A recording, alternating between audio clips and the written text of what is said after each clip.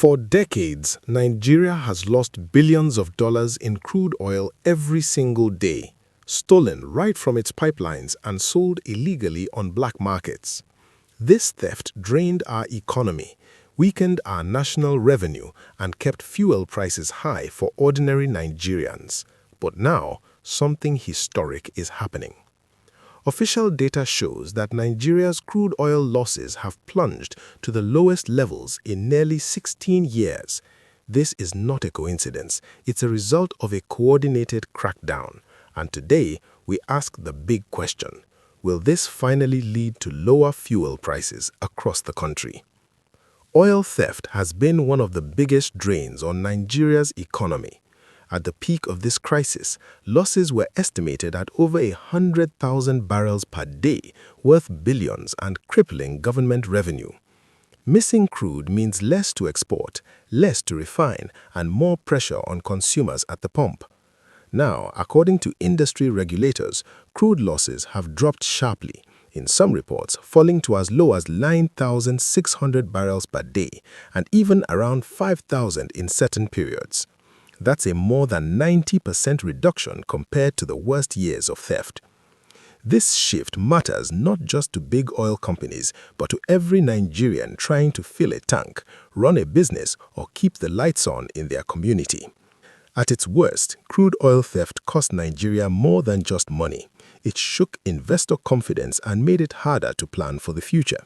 But today's data points to a drastic turnaround. Where once tens of thousands of barrels disappeared every day, now losses are measured in the low thousands. This dramatic decline is the first real sign that the nation's approach to securing its oil resources might be working. This shift didn't happen by accident. It came from strategic interventions, sustained enforcement, and a renewed government focus on protecting the nation's most valuable resource. So what changed? Nigeria began a multi-layered security strategy involving the Nigerian Navy, Army, Air Force, Department of State Services, and regulatory agencies working in coordination. Intelligence-led operations targeted illegal refineries, pipeline sabotage, and smuggling networks. You've seen the footage: armed patrols along the creeks, raids on illicit refineries, and seizures of stolen crude. These actions have sent a strong message: oil theft will no longer be tolerated. Regulators also stepped up oversight. Tracking systems, satellite surveillance, and community reporting helped expose theft operations that once operated in the shadows. All of these elements combined have produced a dramatic drop in crude losses. Now, let's connect these big numbers to everyday life. If Nigeria stops losing massive quantities of crude, more oil stays in the system for refining and export. Government revenue improves, easing budget pressures. Fuel supply becomes more stable. Pressure on domestic petrol prices eases. That's why many Nigerians are asking the same question: could this finally lead to a fuel price drop? With less crude being stolen, Nigeria could refine locally more efficiently and reduce dependence on volatile global pricing, which could mean cheaper fuel at the pump. But before we celebrate, it's important to be realistic. Theft has dropped, but it has not disappeared entirely. Pipeline sabotage, collusion among criminal networks, and regional insecurity remain threats. And lower theft doesn't automatically guarantee immediate price cuts. Government pricing policy, refining capacity, and global oil markets still play major roles. Experts warn that gains can be reversed if enforcement weakens or if corruption undermines accountability. So while the trend is promising, the outcome is not yet guaranteed.